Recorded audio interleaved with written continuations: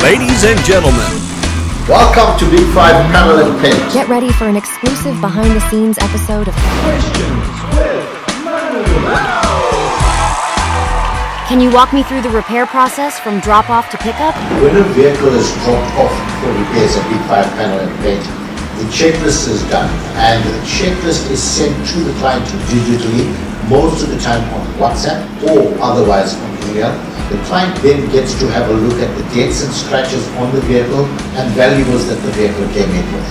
Vehicle then gets booked in. Before the vehicle is booked in, we ensure that the spares for the vehicle are on hand. Vehicle gets stripped to the panel beating department, from panel beating to filing, from filing to paint preparation and into painting, from painting to polishing and assembling.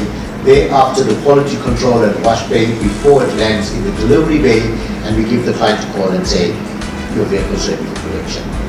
And there you have it, folks. Thanks for tuning in. Don't forget to follow us for more.